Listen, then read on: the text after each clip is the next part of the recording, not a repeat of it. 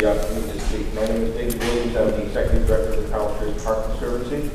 We're the oldest nonprofit dedicated to raising funds and cultivating volunteers for a city park. And we've worked over the years, for almost 40 years, to support our community's diverse constituents. In so doing, we carefully consider the impact of any of our capital or programmatic investments in A.R.T.I.S.T Park. This balancing act is, we find, one of our greatest obligations to those who donate to our cause, volunteer their time in and outside the confines of the park, or simply visit the park for active or passive use.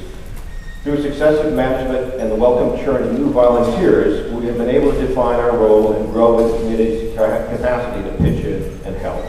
We have by now an instinctual sense of what goes in our park and what will, by and large, serve the greater good and provide the best park experience for the majority who cherish it. It is with this evolved sense of what is right and good and balanced for the majority of those who come to our park that I, writing on behalf of the Board of Directors of the A.R.T.I.S.T Park Conservancy, express our support for the amendments of Title 56 concerning the display of expressive matter on parkland and adjacent property. Some of those reasons are: we believe that the public agencies that manage public parks and the private entities that contribute funding and volunteers to supplant public resources have a responsibility to balance multi-use interests. That when one or more constituencies is perceived to compromise the general use of the others, a balance must be struck.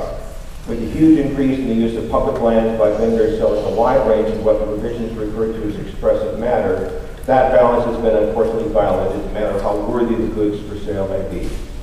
We believe that the public has the right to expect that vendors on public property owe the public rightful compensation for the sale of such goods, that the Parks Department has not to date reeled in this obligation and has instead, in the revisions, continued to carefully consider and limited continuation of the availability of Parks property for such sale of goods seems to us a fair and really generous accommodation to the vendors in question.